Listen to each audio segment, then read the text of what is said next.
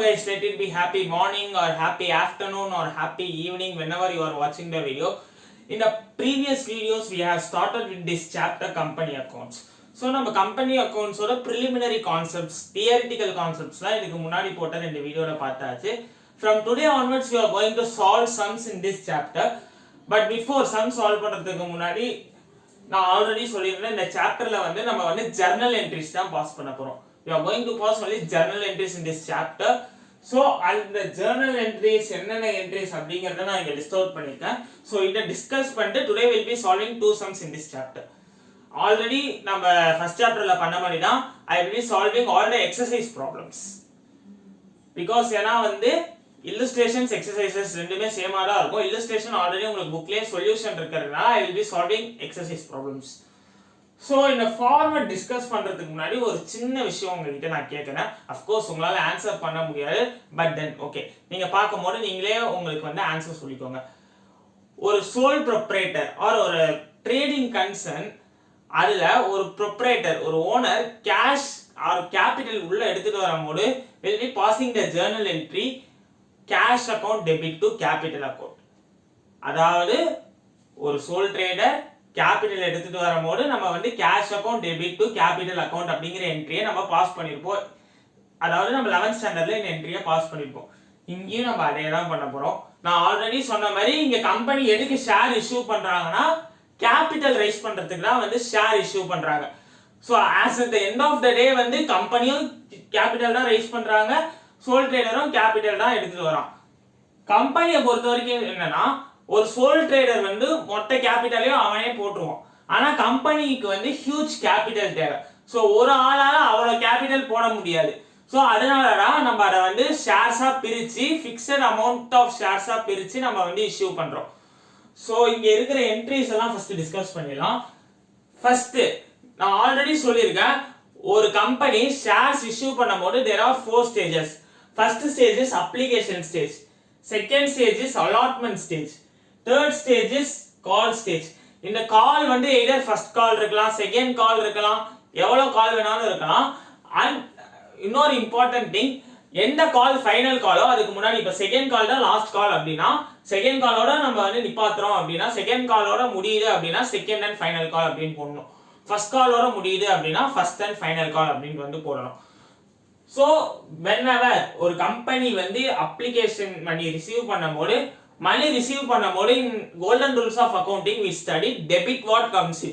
So கம்பெனிக்கு money வருது, so bank account debit to equity share application. Next அந்த application மணியை அவங்க வந்து கேபிட்டலுக்கு வந்து டிரான்ஸ்ஃபர் பண்றாங்க. as at the end of the day company எதுக்கு வந்து ஷேர்ஸ் இஷ்யூ பண்றாங்க, கேபிட்டல் ரைஸ் பண்றதுக்கு தான். ஸோ அந்த அப்ளிகேஷன் மணியை கேபிட்டலுக்கு வந்து டிரான்ஸ்ஃபர் பண்றாங்க. So we have to reverse application money. So இங்க கிரெடிட் பண்ணிருக்கோம் அப்ளிகேஷனை, நம்ம வந்து அந்த கேபிட்டலுக்கு டிரான்ஸ்ஃபர் பண்ணும்போது we have to debit that application and credit share capital. So equity share application account debit to equity share capital. Okay, first stage முடிஞ்சிடுச்சு. அடுத்து அலாட்மெண்ட் ஸ்டேஜ். ஒரு ஸ்டேஜ்க்கு அலாட்மெண்ட், ஃபர்ஸ்ட் கால், ஃபைனல் கால்னு வரும்போது ஒரு டியூ என்ட்ரி பாஸ் பண்ணுவோம், ஒரு receivable entry pass பண்ணுவோம். Due என்ட்ரினா அவங்க கொடுக்கணும், ரிசீவ்டு என்ட்ரினா நமக்கு காசு வந்தாச்சு. ஸோ டியூ என்ட்ரி என்னன்னா equity share allotment account debit to equity share capital. So நமக்கு ஈக்விட்டி ஷேர் அலாட்மெண்ட் மணி வரணும். So we are passing the entry equity share allotment account debit to equity share capital. Okay, இப்போ வந்து மணி வந்து நமக்கு வந்துடுச்சு. So bank account debit, as already சொன்ன மாதிரி cash comes in, so bank account debit to equity share allotment. Next equity share first call to equity share capital. Next நம்ம வந்து கால் பண்ணி வந்து கால் பண்றோம். ஸோ எய்தர் ஒரு கம்பெனி ஃபர்ஸ்ட் காலோட நிப்பாட்டிக்கலாம், இல்லை செகண்ட் கால், தேர்ட் கால் அப்படின்னு போகலாம். எதோட அது நிப்பாட்டுதோ அந்த காலோட நம்ம ஃபைனல் கால், இப்போ செகண்ட் காலோட நிப்பாட்டுதுன்னா செகண்ட் அண்ட் ஃபைனல் கால் அப்படிங்கிற வார்த்தையை மட்டும் சேர்த்துக்கணும். ஸோ இங்க ஃபர்ஸ்ட் கால் ரைஸ் பண்ணும்போது அதே மாதிரி தான் equity share first call account debit to equity share capital. நம்ம ஃபர்ஸ்ட் காலை கேபிட்டலுக்கு வந்து டிரான்ஸ்ஃபர் பண்றோம். ஸோ அதனால equity share first call to equity share capital. இங்க வந்து டியூ என்ட்ரி, இன்னும் நமக்கு காசு வரல. இங்கன்னா நமக்கு receivable entry, bank account debit, debit what comes in, cash comes in, so bank account debit to equity share first call. அடுத்து second call அதே மாதிரி தான், செகண்ட் கால் டியூ என்ட்ரி வந்து equity share second and final call account debit to equity share capital. And receivable entry வந்து bank account debit to equity share second and final call. இந்த entries எல்லாம் இவ்வளோ போட்டிருக்கோம்ல, ஆனா ஒரே ஒரு லாஜிக் மட்டும் இங்க நான் வந்து சொல்றேன். நான் ஆல்ரெடி ஃபர்ஸ்டே சொன்னேன் சோல் ட்ரேடர் கேபிட்டல் ரேஸ் பண்ணும்போது நம்ம வந்து cash account debit to capital அப்படின்னு போடுவோம். இங்க பாருங்க, இங்க ஷேர் அப்ளிகேஷன் டெபிட் இருக்கு, ஷேர் அப்ளிகேஷன் கிரெடிட் இருக்கு. இது ரெண்டுத்தையும் டெபிட்டையும் கிரெடிட்டையும் I can cancel. So cancel பண்ணால் அல்டிமேட் என்ட்ரி வந்து bank account debit to capital அப்படின்ட்டு வருது அப்ளிகேஷன் மணி. அதே மாதிரி எல்லாத்தையும் நீங்க அடிச்சு பார்த்தீங்கன்னா bank account debit to capital, bank account debit to capital, bank account debit to capital தான் எல்லாத்துக்கும் வரும். நம்ம அங்க ஒரே முட்டா கேபிட்டல் ரேஸ் பண்றோம், இங்க வந்து ஸ்டேஜஸா கேபிட்டல் ரேஸ் பண்றோம். அண்ட் அங்க வந்து ஒரே பர்சன் கேபிட்டல் கான்ட்ரிபியூட் பண்றோம், இங்க வந்து வேரியஸ் பர்சன்ஸ் வந்து கேபிட்டல் வந்து கான்ட்ரிபியூட் பண்றாங்க. இதுதான் சோல் ட்ரேடிங் கன்சர்னுக்கும் கம்பெனி அக்கௌண்ட்ஸ்க்கும் வித்தியாசம். இதுதான் நம்ம ஸ்கூல் ரொம்ப டஃப், இந்த சாப்டர்லாம் யாருக்கும் புரியாது அப்படின்னு சொல்லி. ரொம்ப ஈஸியான சாப்டர், ஈஸியா ஸ்கோர் பண்ற சாப்டர் வந்து இந்த கம்பெனி அக்கௌண்ட்ஸ் தான். ஸோ இந்த ஜேர்னல் என்ட்ரிஸ் அவ்வளோதான். இப்போ நம்ம நெக்ஸ்ட் வந்து ப்ராப்ளம்ஸ் வந்து சால்வ் பண்ணலாம். இப்போ நம்ம வந்து ப்ராப்ளம் சால்வ் பண்ண ஸ்டார்ட் பண்ணலாம். உங்க டெக்ஸ்ட் புக்ல பேஜ் நம்பர் 257ல இருக்கிற எக்ஸசைஸ் நம்பர் 1.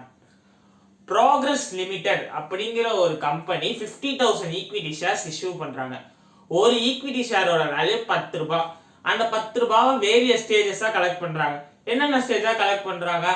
அப்ளிகேஷன் ஸ்டேஜ்ல 2 ரூபீஸ் கலெக்ட் பண்றாங்க, அலாட்மெண்ட் ஸ்டேஜ்ல 4 ரூபீஸ் கலெக்ட் பண்றாங்க, ஃபர்ஸ்ட் கால் ஸ்டேஜ்ல 2 ரூபீஸ் கலெக்ட் பண்றாங்க, ஃபைனல் கால் ஸ்டேஜ்ல 2 ரூபீஸ் கலெக்ட் பண்றாங்க.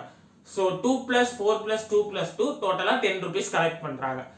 எல்லா மணியும் ரிசீவ் ஆயிடுச்சு, அதாவது எல்லாரும் காசு கொடுக்க வேண்டிய எல்லாரும் காசு கொடுத்துட்டாங்க, டிஃபால்ட் எதுவும் இல்லை அப்படின்னு வந்து சொல்லியிருக்காங்க. So we have to pass journal entries. So இப்போ நம்ம ஜேர்னல் என்ட்ரிஸ் சொன்னோம்னா பாஸ் பண்ணலாம். whenever first step in this issue of shares வந்து journal entries நம்ம ஆல்ரெடி நம்ம 11th படிச்ச journal entries ஃபார்மட் தான். So you have to write in the books of company name கொடுத்துருப்பாங்க. ஸோ இந்த புக்ஸ் ஆஃப் இந்த சம்ல ப்ராக்ரஸ் லிமிடெட் தான் கம்பெனி நேம். இந்த books of progress limited journal entries. First entry application money receive.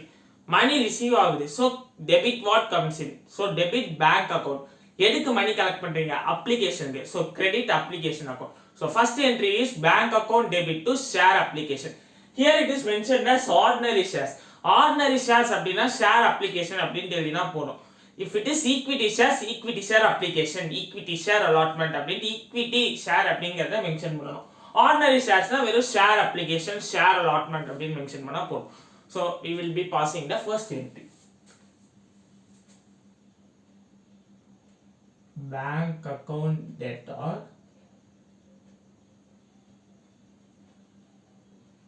to share application.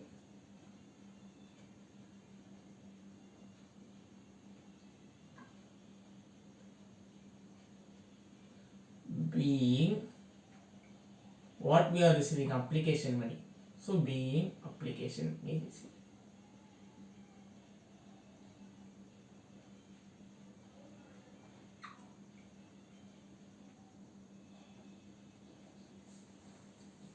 So how many shares we are issuing? 50,000 shares we are issuing. Application money is ₹2 per share. So 50,000 into 2, 1 lakh rupees is the application money collected. So 1 lakh.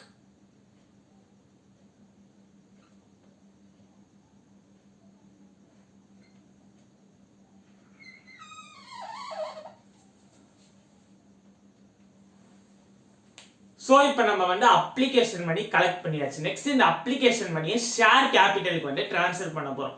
So application மணியை share கேபிட்டலுக்கு transfer பண்ணும்போது we have to debit that application money.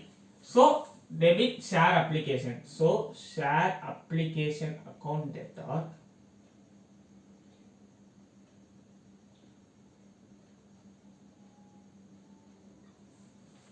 and application money நம்ம share கேபிட்டலுக்கு transfer பண்றோம். So to share capital account.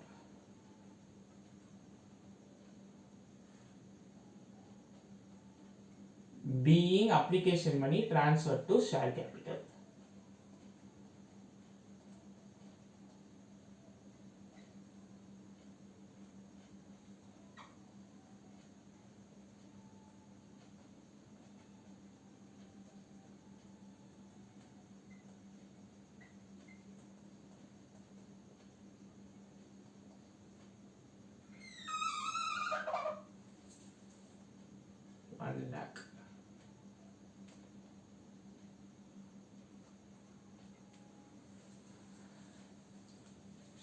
So next step, next we are receiving allotment money. ஆல்ரெடி நான் சொல்லியிருக்கேன். இப்போ allotment கால்லாம் receive பண்ணும்போது first we have to pass due entry பாஸ் பண்ணோம், அப்புறம் received entry பாஸ் பண்ணோம். ஸோ ஃபர்ஸ்ட் அலாட்மெண்ட் மணி டியூக்கு என்ட்ரி பாஸ் பண்ணலாம். So allotment money is due. So share allotment account debtor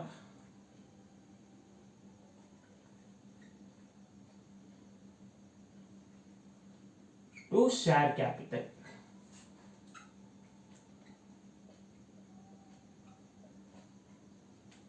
Being allotment money due.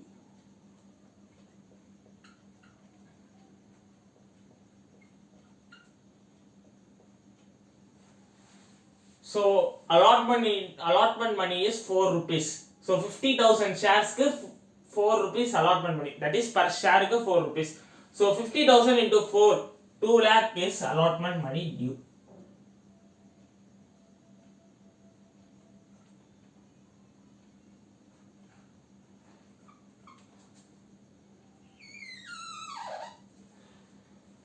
Next, allotment money received. So cash comes in.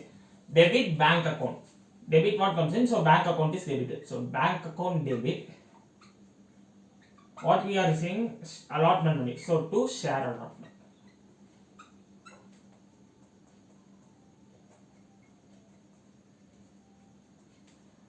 Being allotment money received.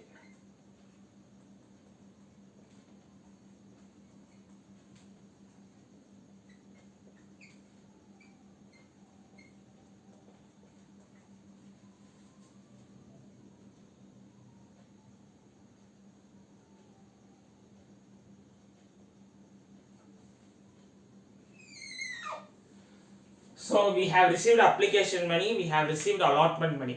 Next we have to receive first call money. As usual, first call money due entry. So share first call account debtor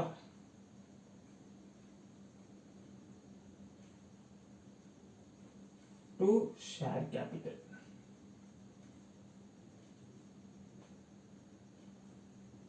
Being first call money due.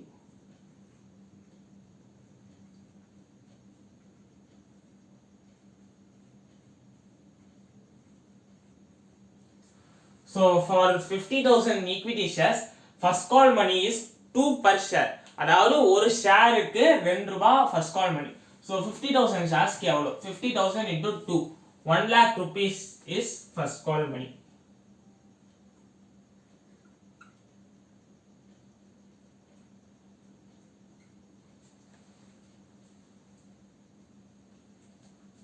So next we are going to pass first call money received entry. இங்க நான் pass பண்ணிக்கிறேன்.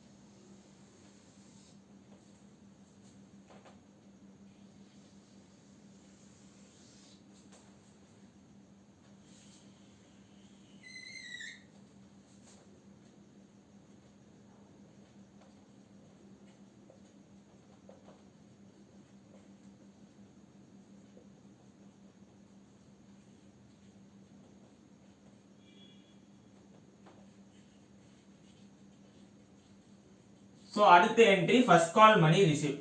So debit what comes in? Cash comes in. So bank account debit to share first call account.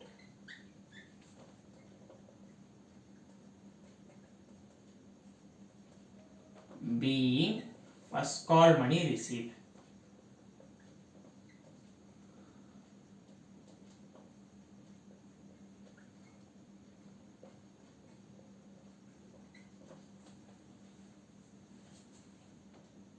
So 1 lakh.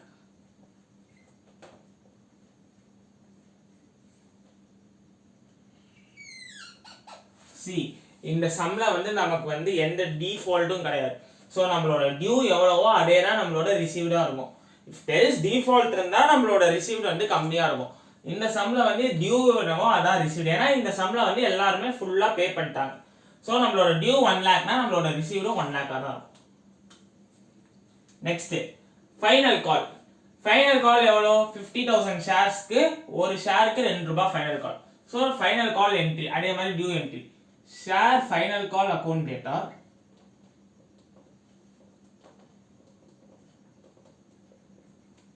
to share capital account.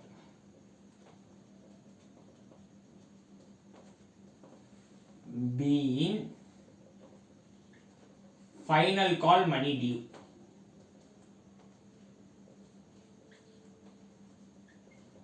So 50,000 shares per share 2 rupees. So 50,000 into 2 1 lakh.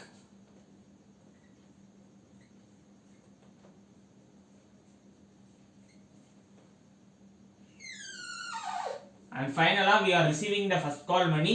So cash comes in, debit what comes in, so debit bank account. So bank account debit, and we are receiving final call money to share final call.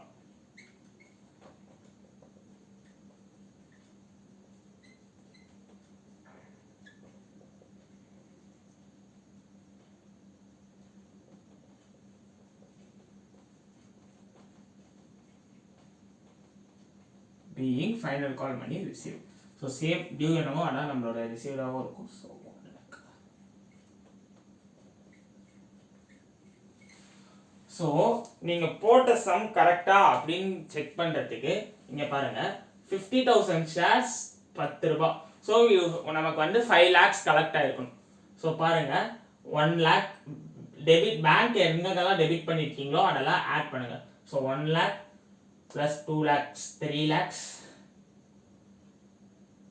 3 lakhs plus 1 lakhs 4 lakhs, 4 lakhs plus 1 lakh 5 lakhs. So 5 lakhs நம்ம collect பண்ணியிருக்கோம். நம்ம எவ்வளோ collect பண்ணணும்? 5 lakh 50,000 into 10 5 lakh collect பண்ணோம். So அப்ளிகேஷனில் 1 lakh, அலாட்மெண்ட்டில் 2 lakhs, first காலில் 1 lakh, final காலில் 1 lakh. So டோட்டலாக 5 lakhs நம்ம கலெக்ட் பண்ணியாச்சு. ஸோ இதுதான் ஃபர்ஸ்ட் சம். இதை காப்பி பண்ணிக்கோங்க. நெக்ஸ்ட் நம்ம செகண்ட் சம் போட்டு இன்னைக்கு செஷனை வைண்ட் அப் பண்ணலாம். Okay guys, before proceeding to problem number 2 நான் ஒரு சின்ன கான்செப்ட் கேப்சூல் போட்டு இங்கே எழுதி போட்டிருக்கேன். இதை லிசன் பண்ணுங்க. நெக்ஸ்ட் நம்ம ப்ராப்ளம் 2 ப்ரொசீட் பண்ணலாம். So there are 3 categories of subscription. Either subscription can be equal subscription, under subscription or over subscription. I will explain each one with an example. So first case la pathina company is issuing 10,000 shares.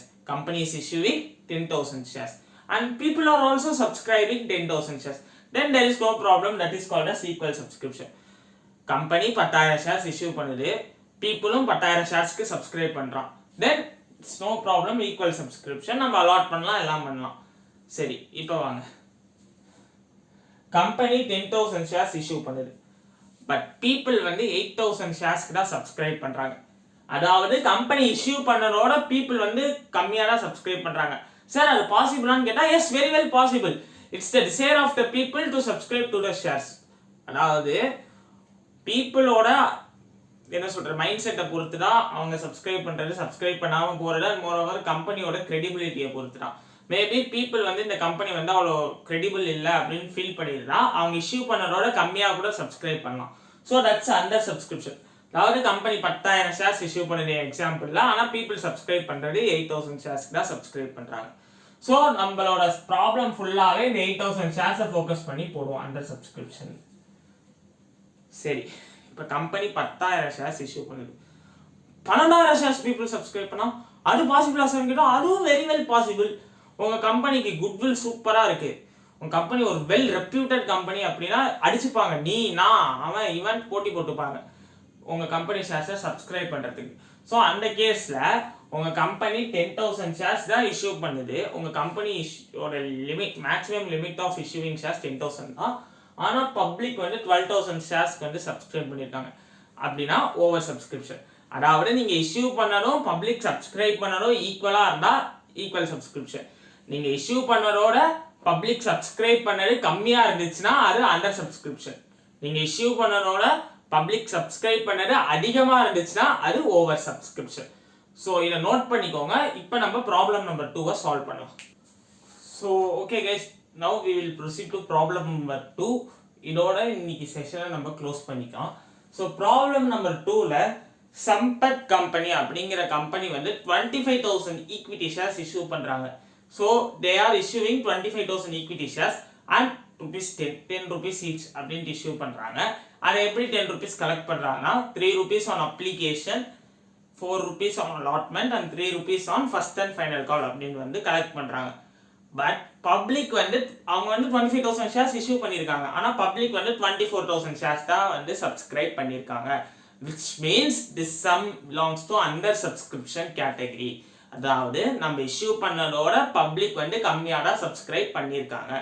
So this problem belongs to under subscription. அந்த 24,000 ஷேர்ஸையும் company allot பண்ணிட்டாங்க and எல்லா மணியும் அவங்களுக்கு வந்து வந்தாச்சு கம்பெனிக்கு. So நம்மள Journal entries pass பண்ண சொல்லியிருக்காங்க. அண்டர் சப்ஸ்கிரிப்ஷனோ ஓவர் சப்ஸ்கிரிப்ஷனோ ஈக்குவல் சப்ஸ்கிரிப்ஷனோ நம்மளோட first step application money collect பண்ணுறது. அப்ளிகேஷன் மணி கலெக்ட் பண்ணால் கேஷ் வந்து உள்ளே வருது. So debit bank account, credit share application. Here it is equity share, so we have to mention equity share application. So bank account debit to equity share application account. இந்த space ரொம்ப கம்மியாக இருக்கிறதுனால நான் ஏபிபின்னு short ஃபார்மில் எழுதுறேன். நீங்கள்லாம் short form எக்ஸாம்லேயும் use பண்ணக்கூடாது. So being application money received.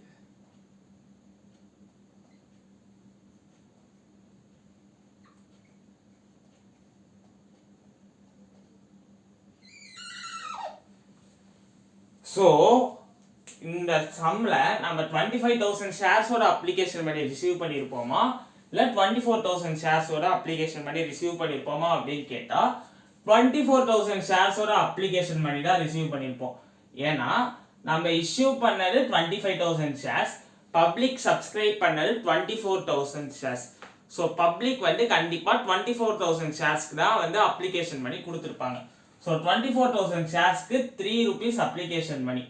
So 24,000 into 3 தான் நம்மளோட அப்ளிகேஷன் மணி. ஸோ 24 into 3 போட்டால் 4 3s are 12, 72. ஸோ 72,000 தான் நம்மளோட application money receive. So 72,000.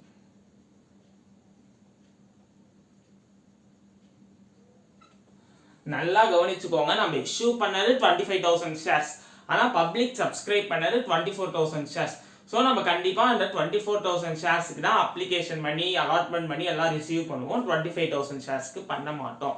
Public எவ்வளோ சப்ஸ்கிரைப் பண்ணியிருக்காங்களோ அவ்வளோக்கு தான் நம்ம வந்து அப்ளிகேஷன் பண்ணி ரிசீவ் பண்ணுவோம். நெக்ஸ்ட் ஸ்டெப் என்ன?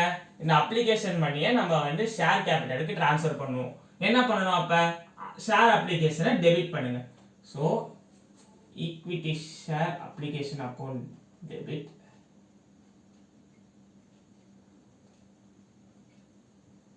to equity share capital.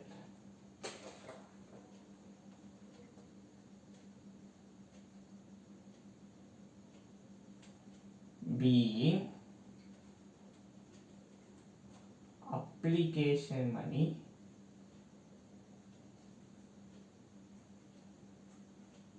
transferred to share capital. இங்கேயும் நம்ம எல்லாமே எல்லா டியூவும் ரிசீவ் பண்ணிட்டோம். ஸோ அதனால வந்து 72,000 தான் நம்மளோட ரிசீவ்டுனா அந்த 72,000 அப்படியே ஷேர் கேபிட்டலுக்கு we can transfer.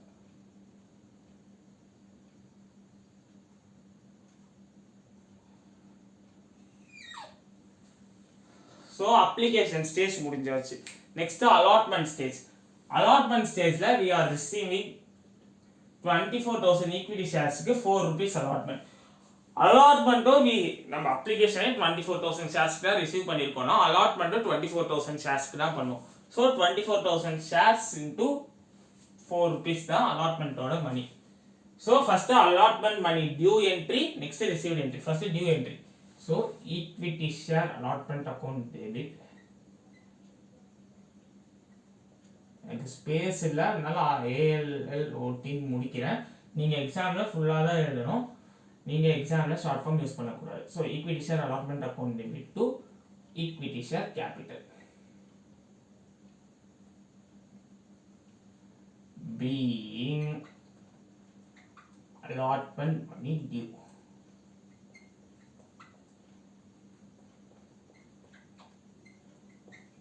ஸோ நான் ஆல்ரெடி சொன்ன மாதிரி அலாட்மெண்ட் 24,000 ஷேர்ஸ் தான் ரிசீவ் பண்ணியிருப்போம். ஏன்னா நம்ம பப்ளிக் சப்ஸ்கிரைப் பண்ணவே 24,000 ஷேர்ஸ் தான். ஸோ நம்ம அலாட்மெண்ட் 24,000 ஷேர்ஸ்க்கு தான் பண்ணியிருப்போம். ஸோ 24,000 ஷேர்ஸ் ஒரு ஷேருக்கு 4 ரூபாய் allotment money. So 4 4s are 16, 96,000 தான் நம்மளோட allotment money.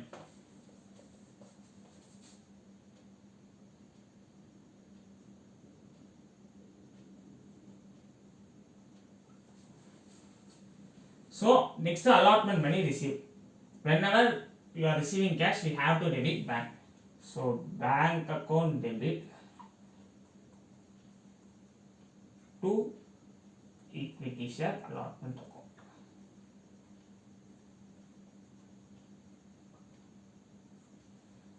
Being allotment money received.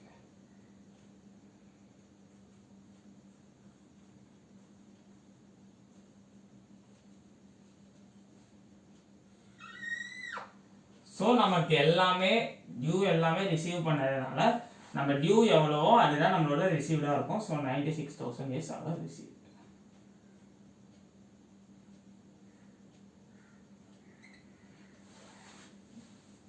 Next first and final call.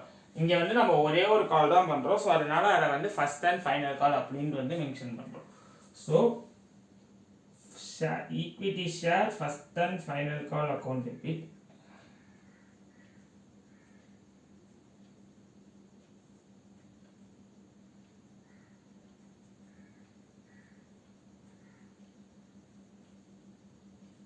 to equity share capital.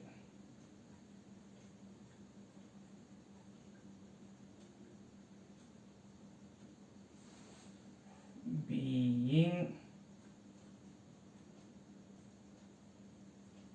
first and final call money due. எவ்வளோ due?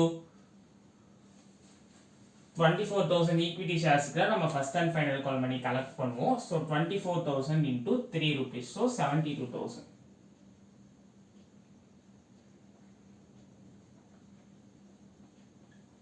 Next last entry இங்கே போடுறேன்.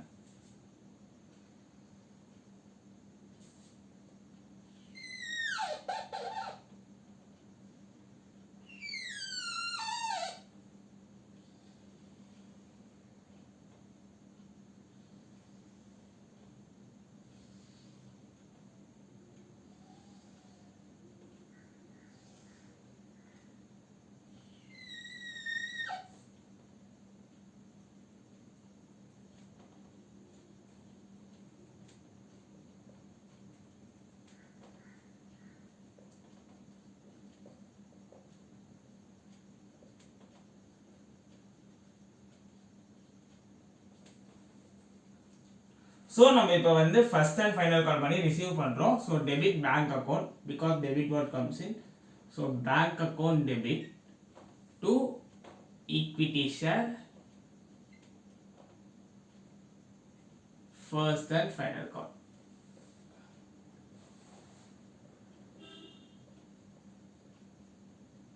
Space கம்மியாக இருக்கிறதுனால இது கீழே இருக்கு. So being first and final call money received. So இங்க நம்ம due received இருக்கும். So 72,000 we would have received. So இப்போ நம்ம போட்டது வந்து நம்ம வந்து 2,40,000 ரிசீவ் பண்ணியிருக்கோம். ஏன்னா 24,000 ஈக்விட்டி ஷேர்ஸ் தான் நமக்கு வந்து அப்ளை பண்ணியிருக்காங்க, அதாவது சப்ஸ்கிரைப் பண்ணியிருக்காங்க. So 24,000 into 10 rupees per share, 2,40,000 நம்ம ரிசீவ் பண்ணியிருக்கோம். இப்போ பார்க்கலாம் நம்ம ரிசீவ் பண்ணது 2,42,000 வராது.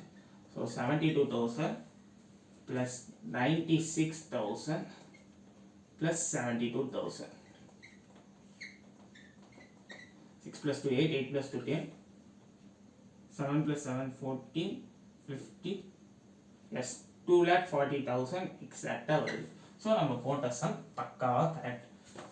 ஸோ ஒரு விஷயத்த நல்லா ஞாபகம் வச்சுக்கோங்க, அண்டர் சப்ஸ்கிரிப்ஷனை பொறுத்த வரைக்கும் நம்ம எவ்வளோ ஷேர் இஷ்யூ பண்ணோங்கிறது இம்பார்ட்டன்ட் கிடையாது, பப்ளிக் எவ்வளோ சப்ஸ்கிரைப் பண்ணாங்கிறது தான் இம்பார்ட்டன்ட். நம்ம அதை வச்சு தான் என்டையர் சம்மும் ப்ரொசீட் பண்ணுவோம்.